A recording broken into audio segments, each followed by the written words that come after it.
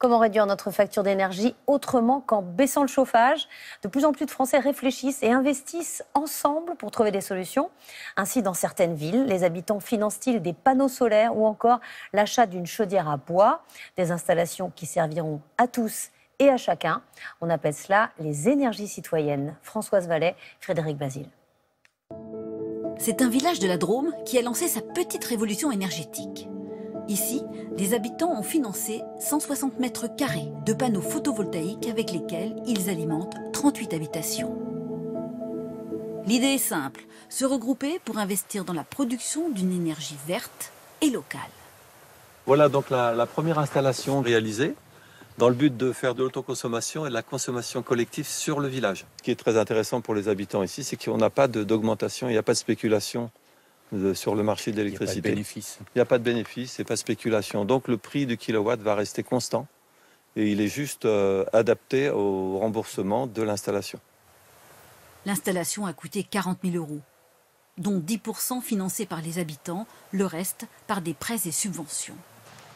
L'association communale installe les panneaux, puis revend l'électricité aux adhérents actionnaires à un prix avantageux. Medinelli reçoit donc deux factures, celle de son fournisseur classique et pour 20% de sa consommation électrique, celle de l'association.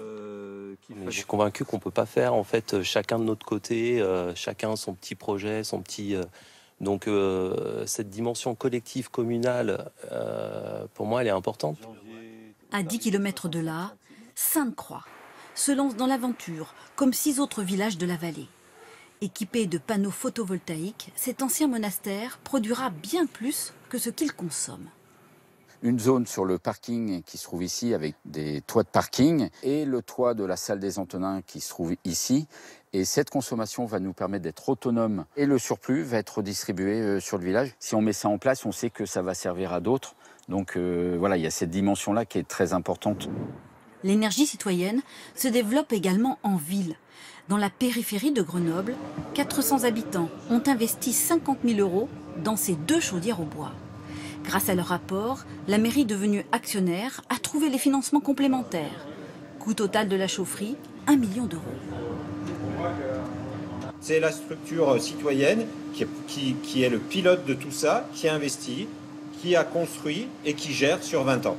Et qui vend de la chaleur à la collectivité. Pas question pour eux de déforester. Le bois est issu de déchets de scieries locales qui ont créé des emplois pour cette activité. Quelques mois de travaux et le bois remplace le gaz pour 6 bâtiments de la commune, dont les écoles, la salle de spectacle, le bureau de poste. Cette habitante a investi dès le départ dans le projet. Aujourd'hui, notre argent, quand il est à la banque, il produit déjà de l'énergie, mais de l'énergie fossile. Donc le fait de retirer son argent de la banque et de l'investir consciemment dans des projets sur notre territoire qui participent vraiment à la transition énergétique, qu'on peut voir en passant en vélo devant, ça rend fier. Fortes de leur expérience, ces structures citoyennes proposent leur aide partout en France.